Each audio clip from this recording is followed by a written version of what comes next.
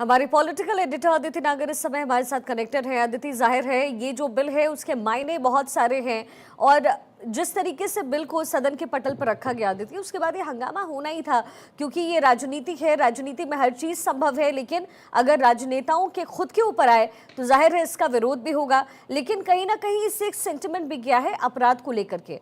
और दूसरा सवाल मेरा ये है अदिति कि जिस तरीके से दुर्व्यवहार सदन के अंदर हुआ ये अक्षम्य है। इस तरीके का व्यवहार बिल्कुल भी सही नहीं है। जाहिर इसको लेकर के एक्शन लेने की तैयारी भी हो रही है।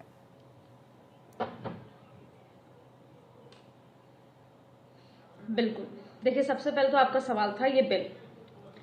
जाहिर तौर पे कल रात से जब से ये कॉन्स्टिट्यूशनल अमेंडमेंट वाला ये जो बिल आया है, जिसे पॉलिटिशियंस के बीच में एंटी करप्शन बिल है, जो politics anti corruption bill for politics जिसको कहा जा रहा है, अब ये किसके लिए नैतिकता वाला बिल है, किसके लिए जोर जबरदस्ती वाला बिल है, या आपने आज तस्वीर सदन में देखी।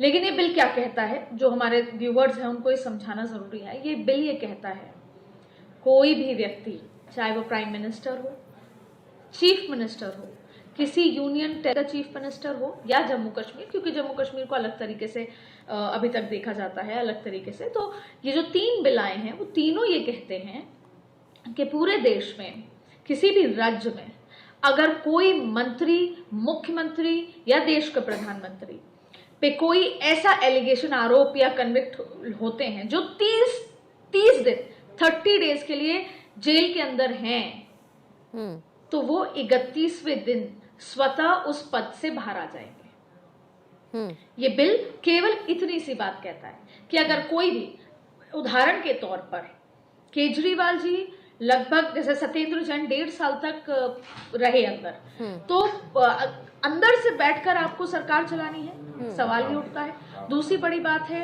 कि देखिए केजरीवाल जी पिछले 15 अगस्त को केजरीवाल जी अंदर थे हिरासत में, तो बाहर मुख्यमंत्री की जो बातें आती हैं तो वो उस गरिमा को बनाने के लिए, नैतिकता को बनाने के लिए ये बिल ये भी कहता है कि अगर आप बाहर आ जाते हैं तो फिर आप अपना पद ग्रहण कर सकते हैं।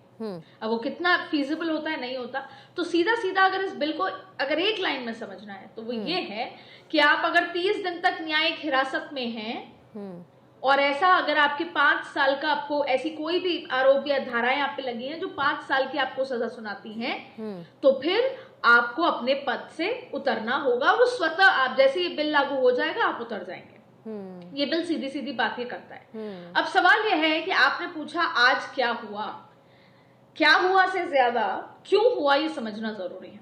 देखिए विपक्ष लगातार हंगामा कर रहा है, इसमें कोई दो राय नहीं। विपक्ष एसआईआर लगातार हंगामा कर रहा है, उसमें कोई दो राय नहीं।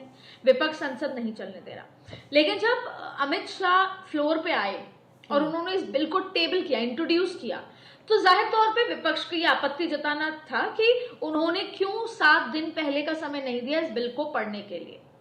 क्योंकि मैं वहां पर मौजूद थी और हम पक्ष विपक्ष, ये बिल बनाने वाले सेक्रेटरी सबसे बात कर रहे हैं, तो हमने उनसे पूछा कि क्यों नहीं दिया गया।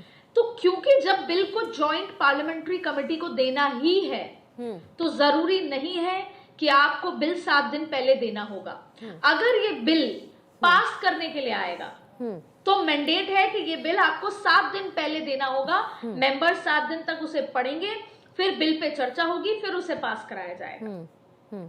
अमित शाह ने खड़े होके बोला कि आपका जो विरोध है, जिसमें आप ये कह रहे हैं कि 7 दिन तक आपने 7 दिन पहले ये बिल को क्यों मेंबर्स को नहीं दिया गया, तो अमित शाह ने कहा वैसे भी मैं ये बिल जॉइंट पार्लियामेंट्री कमेटी, ये वो ताकतवर कमेटी होती है जैसे वक्फ की बनी, जैसे वन नेशन वन इलेक्शन की बनी, जिसमें राज्यसभा लोकसभा के सांसद होते हैं और वो मिलकर इस पे विस्तार से चर्चा करते हैं। एक्सटेंसिव ब्रॉडर पर्सपेक्टिव से इस पे चर्चा होती है, पॉइंट्स आते हैं, फिर इस बिल को पास कराना होता है। तो अब आपको बता दें कि बिल जेपीसी में जा चुका है, इसकी एक कमेटी बनेगी।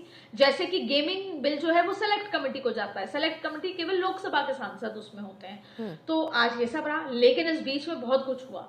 इस बीच में आरोप लगे, इस बीच में केसी वेणुगोपाल ने ये खड़े होकर कहा कि नैतिकता की बात कर रहे हैं आप, इस बिल को अगर नैतिक बता रहे हैं तो क्या हुआ था जिस दिन आपने अमित शाह को सवाल किया कि जब आप हिरासत में हुए थे तो अमित शाह ने खड़े होकर कहा कि जिस दिन मुझे सीबीआई से नोटिस आया था उसी दिन मैंने अपने पद से इस्तीफा दिया और जब तक मैं बरी नहीं हुआ था फॉर्मली तब तक मैंने किसी कॉन्स्टिट्यूशनल पोस्ट पे मैं नहीं बैठा था।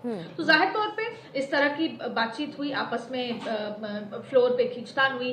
फिर सपा के जो सांसद हैं वो खड़े हुए, धर्मेंद्र यादव, उन्होंने महाराष्ट्र का जिक्र करते हुए कहा कि तब नैतिकता कहाँ चली जाती है जब आप अलग अलग तरीके के उदाहरण देते हुए। तो खींचतान हुई और फिर टीएमसी के जो सांसद हैं वो इस तरीके से कागज फेंकने लगे, बिल की कॉपियां फाड़ने लगे और अमित शाह के इतने करीब माइक के पास जा चुके थे कि जो बीजेपी के सांसद थे और टीएमसी के सांसदों में धक्का मुक्की हुई।